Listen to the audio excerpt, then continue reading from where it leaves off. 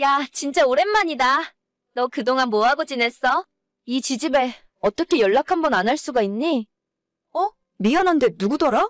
내 핸드폰에 번호가 저장이 안 되어 있는 것 같은데. 대학교 때 같은 과였나? 진짜 섭섭하다. 어떻게 나를 까먹을 수 있어? 나설이야, 곽설이. 우리 고등학교 때 같은 반이었잖아. 아, 그 곽설이? 그래, 진짜 오랜만이다. 그동안 잘 지냈고? 그럼 나야 잘 지냈지. 너는 어떻게 지냈어? 결혼은 했고? 난 작년 가을에 결혼해서 지금 한참 신혼이야. 근데 정말 의외다. 너한테 연락이 올 줄은 몰랐어. 우리가 고등학교 2학년 때 같은 반이었나? 1학년 때 같은 반이었나? 난 너랑 친하다고 생각했는데 너는 아닌가 봐. 뭔가 아쉽네. 벌써 나를 다 잊어버린 거야? 우리가 2학년 때 같은 반이었지. 내가 너를 어떻게 잊어버리겠어? 너가 반장까지 했었잖아. 그렇지. 내가 반장을 했었지. 그건 그렇고. 사실 나 얼마 안 있으면 결혼하잖아. 오랜만에 연락했다고 오해하지는 말고 너가 꼭 내 결혼식에 와줬으면 해서. 아, 결혼하는구나? 그래, 알겠어. 초대해줘서 고마워. 고맙긴. 고등학교 동창들 오랜만에 볼 수 있어서 기대된다. 아무튼 내가 조만간 다시 연락할게. 그래, 알겠어. 이 친구에게 결혼식 초대를 받고 난 뒤 저는 한동안 손발이 덜덜 떨렸습니다. 고등학교를 졸업한 지는 벌써 10년도 넘게 지났지만 저는 단 한 번도 이 친구의 이름을 잊고 살아본 적이 없어요. 내성적인 성격을 가진 저와는 다르게 예쁘고 활발한 성격이라서 주변 사람들의 관심을 한몸에 받았던 친구였고 고등학교 2학년 때 처음이자 마지막으로 같은 반이 되었었죠. 학기 초에는 잠시 친하게 지낸 적도 있지만 작은 사건 하나 때문에 저는 1년 동안 반에서 왕따처럼 지내게 되었고 저 친구와 주변 몇몇 애들이 저를 엄청 못살게 굴었습니다. 여자들끼리 왕따 시키는 건 남자애들처럼 대놓고 때리거나 괴롭히는 방법이 아니라 은근히 제 자존심을 짓밟아 뭉개버리는 일이었어요. 체육복이나 학용품 같은 제 물건들을 빌려가서는 잊어버렸다고 하거나 다른 반 친구에게 빌려줬다고 하면서 찾을 수 없게 만들었고 돈을 뺏어가는 일도 빈번했습니다. 심지어는 같은 반인데도 불구하고 수업 시간 직전에 제 교과서를 가져가는 바람에 저만 선생님에게 혼난 적도 있어요. 친구의 괴롭힘이 점점 심해져서 담임 선생님에게 이야기한 적도 있는데 그 친구는 공부도 그런대로 잘하는 편이었고 성격도 활달한 반장이었기 때문에 선생님은 제 말을 진지하게 믿어주지 않았죠. 오히려 그 친구를 불러다가 교무실에서 삼자대면을 시켰고 적당히 악수하고 화해하라는 식으로 사건을 덮고 지나갔습니다. 그 뒤로부터 당연히 괴롭힘의 강도는 훨씬 더 심해졌고 저는 입을 다물 수밖에 없었죠. 덕분에 안 그래도 내성적이고 조용한 성격이던 저는 고등학교 졸업할 때까지 학교에서 있는 듯 없는 듯 기죽어서 지냈고 한때는 다른 사람들 앞에서 평범하게 말하는 것조차 힘들 정도로 후유증이 심하게 남았어요. 너네 이야기 들었어? 고등학교 같이 나온 설이라고 있잖아. 곽설이. 걔 다음 달에 결혼한대. 진짜? 그런 것도 주워가는 남자가 있구나? 결혼식에 내가 찾아가서 확갱판을 놔야 하는데 걔가 잘 먹고 잘 사는 꼴을 배 아파서 어떻게 봐. 방금 나한테도 연락 와서 청첩장 주더라. 나 아직도 걔가 밀쳐서 넘어진 곳이 아파. 어떻게 나한테 결혼한다고 연락할 수가 있지? 그 뻔뻔한 불려시가. 나 진짜 이대로는 못 넘어가겠다. 우리는 아직도 걔 때문에 힘들고 스트레스 받으며 사는데 자긴 다 까먹고 결혼식 오라고 초대를 할 수가 있어. 나 그 결혼식 갈 거야. 가서 뒤집어 놔야 직성이 풀릴 것 같아. 야, 그럼 우리 이렇게 한번 해볼까? 그 친구들 3명은 대학에서 친해졌어요. 고등학교 시절엔 다들 조용한 성격이라 서로의 존재를 모르고 지냈지만 같은 대학 다니면서 만나게 되었고 우리 모두는 한 가지 공통점이 있었습니다. 설이를 비롯한 당시 고등학교의 일진 애들한테 괴롭힘을 당하고 반에서 왕따를 당한 적이 한 번쯤은 있었다는 사실이에요. 그 무리들이 일반 학생들을 괴롭히면서 돈과 물건을 뺏고 때리고 모욕을 주는 일이 너무 흔했기 때문에 대부분의 친구들은 걔네들에게 원한 하나씩은 품고 있었거든요. 아마 자기는 즐거운 학창시절이었으니 저희 같은 피해자들이 어떤 기분으로 지금까지 살고 있었는지 전혀 기억도 못하고 알고 싶지도 않았겠죠. 자긴 잊어버렸어도 당한 우리들은 한날 한시도 그 이름들을 잊어버린 적이 없습니다. 한때는 예쁘장하게 생긴 설이가 연예계에 데뷔하기를 바랬던 적도 있어요.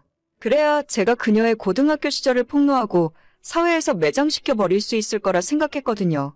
제가 먼저 하던 다른 친구가 먼저 폭로를 하거나 걔한테 당한 사람이 한둘이 아니니까 다 같이 한마디씩 하면 아니라고 발뺌할 수도 없었을 텐데 불행인지 다행인지 대학교 들어간 이후로는 거의 소식을 들을 수 없었고 사회생활하면서 점점 옛날의 기억도 희미해져 갔습니다. 하지만 문득문득 그때 끔찍했던 시간들이 떠오르는 날에는 하루 종일 기분도 안 좋고 나를 상처 입혔던 사람들에게 복수하고 싶다는 생각을 자주 하기도 했어요. 언젠가 살면서 한 번은 마주치겠지. 그때는 내가 통쾌하게 되갚아주겠다는 상상을 하곤 했었는데 이런 식으로 먼저 연락이 올 줄은 꿈에도 몰랐습니다. 나 이제 다음 주면 결혼식이야. 너가 꼭 와줄 거지? 요즘 다들 바쁜지 생각보다 올 수 있는 사람이 없네? 물론 가야지. 우리가 어떤 사이인데. 나 말고도 고등학교 때 너랑 같은 반이었던 친구들이 더 있는데 그 친구들도 다 같이 갈 거야. 진짜 정말 잘 됐다. 안 그래도 사람 많이 안 올 것 같아서 걱정이었거든. 예약을 300명 잡아놨는데 다들 이런저런 핑계대면서 못 온다 하더라고. 니들이라도 와준다니까 다행이다. 역시 동창만한 친구들이 없다니깐. 거기 밥 맛있는 데니까 꼭 다 같이 와서 밥 먹고 가. 알았지? 그래. 나 일부러 주말에 시간도 빼놨어.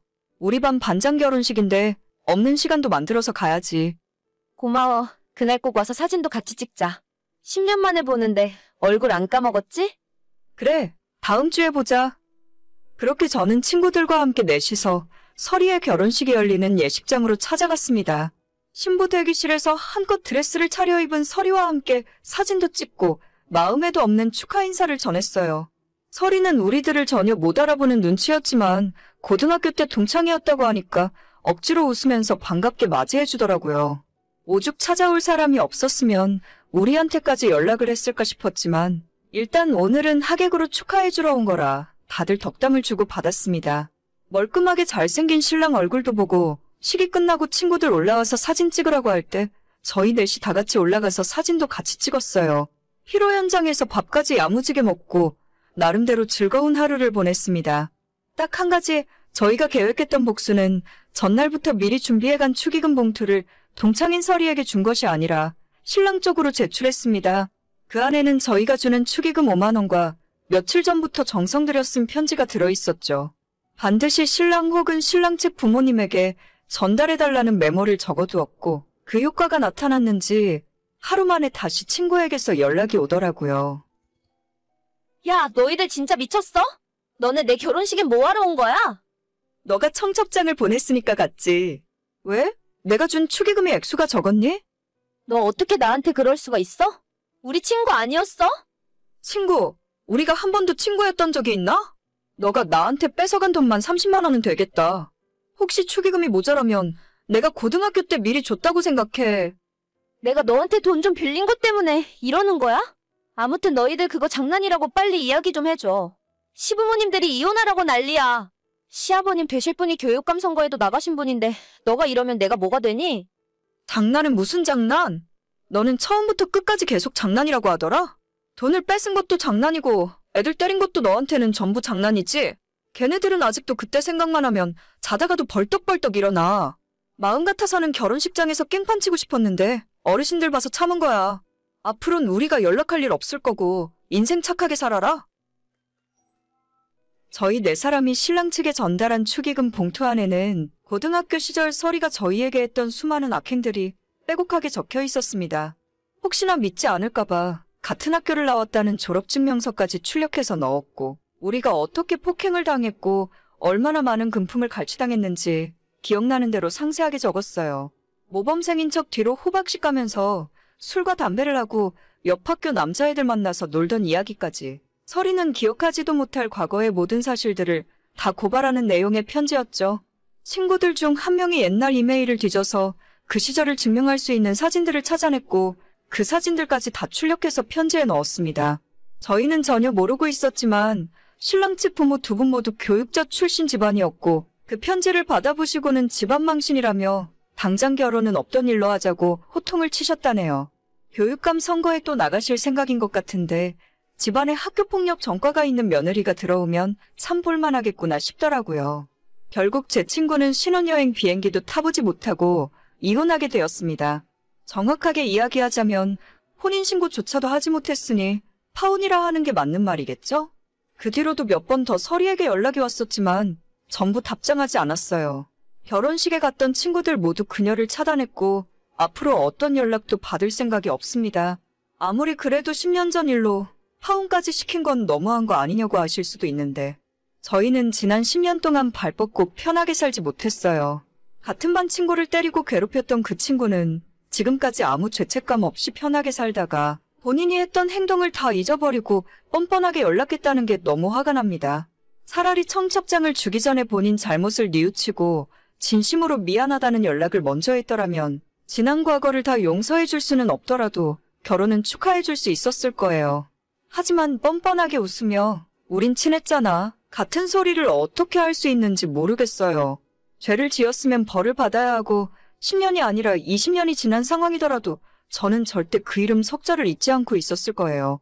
아직도 TV에 뉴스를 보다가 중학생, 고등학생 친구들 사이에 서로 괴롭히고 차마 입에 담을 수조차 없는 나쁜 짓을 저지르는 친구들을 보면 제 학창시절이 떠오르면서 괴로워요. 그런 사람들은 모두 언젠간 반드시 벌을 받았으면 좋겠고 피해자가 괴로워하고 가해자가 행복하게 잘 사는 일이 없었으면 좋겠어요. 전 제가 저지른 일에 전혀 후회 없고 똑같은 상황이 주어진다고 해도 한 번 더 복수할 거예요. 기억해. 내가 평생 너 지켜보고 있을 거야. 오늘의 사연은 여기까지입니다. 구독과 좋아요, 알림 설정은 많은 힘이 됩니다. 다들 행복하시고 좋은 하루 되세요.